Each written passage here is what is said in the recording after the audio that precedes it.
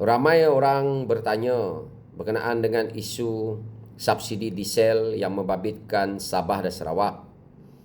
Sebenarnya, walaupun kami dapat subsidi diesel di Sabah dan Sarawak, tetapi kita perlu ingat, dah berpuluh tahun Sabah dan Sarawak membentuk Malaysia, tetapi kami seolah-olah dianaktirikan.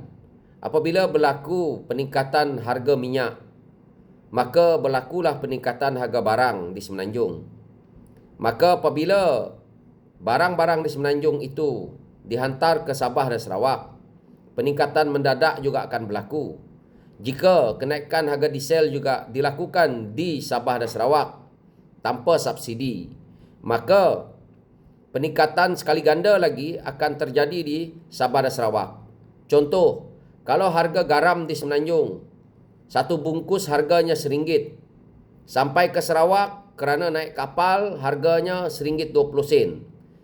Ke Sabah meningkat lagi sekali ganda, iaitu RM1.40. Jika tak ada subsidi diesel di Sabah dan Sarawak, maka diesel pula di Sarawak mahal, diesel di Sabah mahal. Peningkatan itu akan berlaku kerana kos nak penghantaran daripada pelabuhan kepada destinasi yang berada di wilayah Sabah dan Sarawak meningkat lagi. So, harga garam boleh mencecah sampai RM2 satu bungkus. Begitu juga di Sabah mungkin meningkat sampai RM3 satu bungkus. Sedangkan di Semenanjung menikmati harga garam yang harga RM1. Jadi kena faham di situ. Ini contoh yang saya boleh bagi yang mudah supaya kita faham. Jadi tidak ada kelebihan pun yang kami Sabah dan Sarawak ini dapat daripada hasil subsidi diesel ini.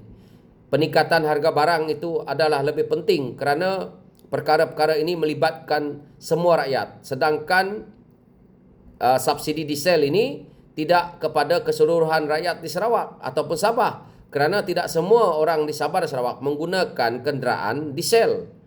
Jadi itulah. Kalau ada komen yang lain sila buat di bawah. Jadi tidak payahlah kawan-kawan di Semenanjung rasa cemburu berkenaan dengan isu ini.